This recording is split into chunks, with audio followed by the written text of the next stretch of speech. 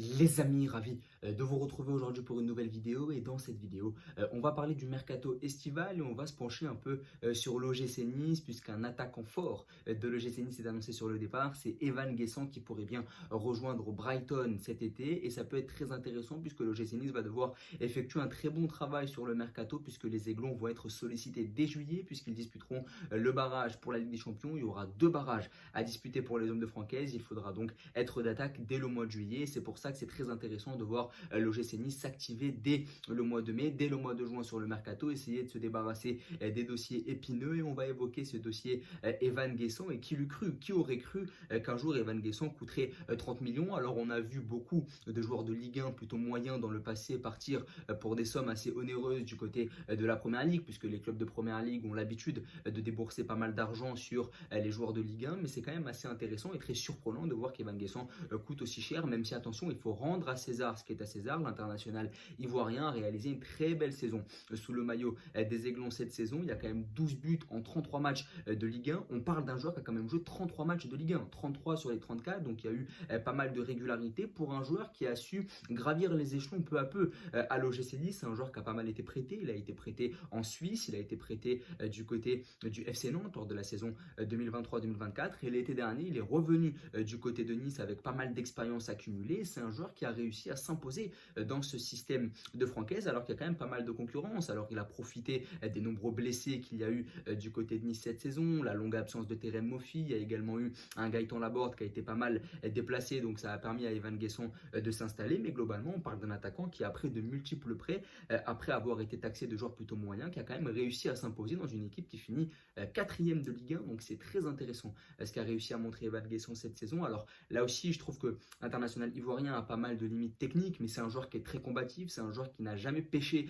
dans l'état d'esprit, même en Ligue Europa. Et c'est quand même intéressant à souligner parce qu'en Ligue Europa, on avait critiqué le problème d'état d'esprit de cette équipe niçoise. Et bien Evan Guessant, ça a été un des rares joueurs de l'OGC Nice à être au niveau, en tout cas dans l'état d'esprit en Europa League, même si je continue à avoir des réticences sur les réelles capacités d'Evan Guessant à se mettre au niveau en Coupe d'Europe, et c'est pour ça que je me séparerai de lui, parce que je pense que c'est pas un joueur sur lequel tu peux compter si tu vas disputer la Ligue des Champions, d'autant plus qu'avec les fonds d'Ineos, tu as quand même les moyens d'aller potentiellement chercher mieux, mais ça peut être vraiment intéressant de le vendre, et donc on parle d'un intérêt de Brighton, 30 millions d'euros. Les Seagulls sont prêts à mettre jusqu'à 30 millions d'euros pour Evan Guessant et c'est là que ça devient intéressant puisque Nice va pouvoir redébourser cet argent ailleurs sur le mercato. Evan Guessant, comme je l'ai dit, 12 buts en 33 matchs. Beaucoup ont souligné, et moi le premier, le fait qu'Evan Guessant a été un peu moins bon sur la fin de saison. Il a été un peu plus mis sur le banc par Francaise. Il a été un peu moins important dans ce système offensif niçois. Mais globalement, on est sur 6 buts sur la première partie de saison et 6 buts sur la deuxième partie de saison. Donc on est sur un joueur qui,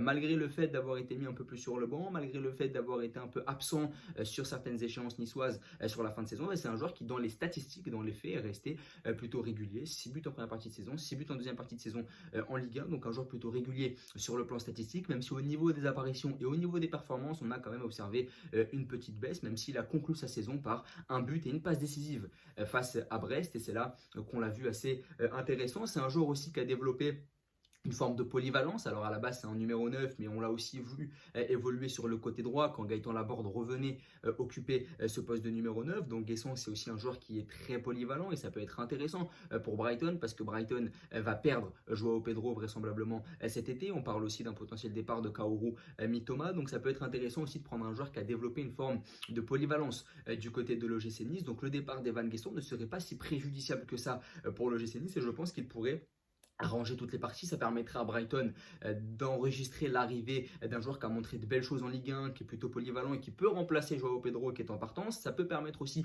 aux joueurs de progresser parce que je pense que même si Brighton ne va pas disputer de Coupe d'Europe la saison prochaine, eh bien passer de Nice à Brighton, je pense que ça constitue tout de même une progression parce qu'en première ligue tu as plus de moyens, parce que tu arrives dans des clubs et des stades qui sont quand même plus prestigieux et puis c'est le rêve de tout le monde que d'évoluer du côté de la première ligue. Et Brighton, on n'est pas en train de parler de Wolverhampton, on n'est pas en train de parler parler de West Ham, on est quand même en train de parler d'un club qui se maintient dans le top 10 de la première ligue et qui est un club plutôt intéressant en termes de travail depuis quelques années. Il y a eu De Zerbi, là il y a Hürzeler, donc on a pas mal de coachs qui ont des idées, qui peuvent vraiment développer des joueurs comme Evan Guessant. Et là Hürzeler, le coach allemand, le jeune coach allemand, le très jeune même coach allemand de Brighton, pourrait vraiment développer Evan Guessant là aussi, parce que la première ligue ça peut constituer une option sérieuse, même si encore une fois la perspective de jouer la Ligue des Champions avec l'OGC Nice, c'est une perspective qui va séduire Evan Guessant et qui pourrait le convaincre de rester. Mais je ne pense pas que l'OGC Nice conserverait Evan Guessant, même si le joueur veut rester, si Brighton vient mettre 30 millions sur la table. Donc je pense que ça peut être vraiment intéressant là aussi. Et puis pour remplacer Evan Guessant, eh bien moi j'ai un nom tout désigné pour l'OGC Nice, eh bien j'irai pas très loin, c'est Esteban Le Paul qui évolue du côté d'Angers, qui a inscrit 9 buts cette saison sous le maillot du SCO, et on sait que c'est laborieux d'inscrire autant de buts avec le SCO d'Angers cette saison, puisque les Angevins ont connu une saison assez laborieuse, mais ça a été le principal artisan du maintien angevin en Ligue 1 cette saison, Esteban Le Paul, qui a été une vraie révélation, qui a été formé du côté de l'Olympique Lyonnais, qui a pas mal galéré dans les divisions inférieures avec Orléans, mais c'est aussi à Épinal qu'il a été très très bon. Il a marqué beaucoup de buts et il a tapé dans l'œil d'Angers. Il a signé lors de l'été 2023. C'est déjà sa deuxième saison et c'est cette saison qu'il a connu une vraie explosion. Pourquoi est-ce que je pencherais pour Esteban Le Paul? Déjà parce que ça rendrait un peu les lettres de noblesse à la stratégie de recrutement assez basique d'aller chercher des joueurs de qualité chez les équipes inférieures de la Ligue 1, c'est-à-dire que tu n'as pas besoin d'aller chercher je sais pas où, tu as vraiment des joueurs de qualité dans notre Ligue 1 et je pense qu'il faut les fructifier. En plus, Esteban Le Paul, c'est pas un joueur qui va coûter très cher.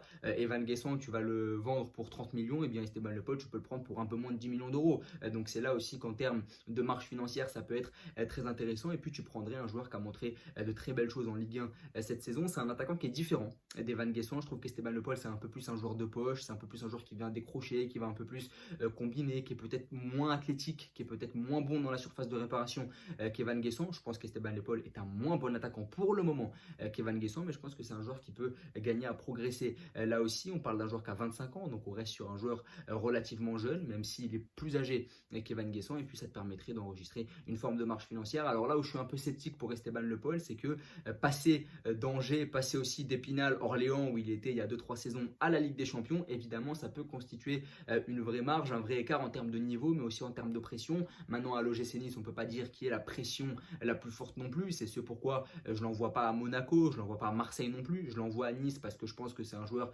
qui peut progresser chez les Aiglons sans subir cette pression extraordinaire qu'il peut y avoir du côté de l'OM par exemple. À Nice, il évoluerait dans un cadre où il y a un peu moins de pression, même s'il y a la pression de la Ligue des Champions, mais je pense que c'est un joueur qui peut parfaitement s'incorporer. Mais de toute façon, Ineos ne va pas juste recruter un Esteban Le Paul. Je pense que si Guessant part, ils prendraient Esteban Le Paul ou un attaquant relativement jeune de Ligue 1, mais ils iraient aussi chercher un peu plus haut parce qu'ils en ont les moyens avec cette qualification pour les barrages de la Ligue des Champions et avec les revenus intrinsèques d'Ineos. Donc voilà, je pense que ça peut être une option intéressante d'aller chercher Esteban Le Paul, tandis que la vente d'Evan Guessant pourrait être faite dans les prochains jours, d'autant plus que le GC Nice va redémarrer sa saison très tôt, donc il faut immédiatement vendre et essayer de dessiner les contours du prochain effectif de la saison 2025-2026, parce que tu vas avoir une saison assez compliquée. Tu as déjà 4 matchs de barrage si tu te qualifies pour la deuxième phase, donc ça va un peu déréguler ton début de saison et il va falloir tout de suite être très compétitif. En tout cas, n'hésitez pas à me dire ce que vous en pensez. Est-ce que vous prendriez Esteban Le Paul pour remplacer Evan Guessant? Est-ce que vous vendriez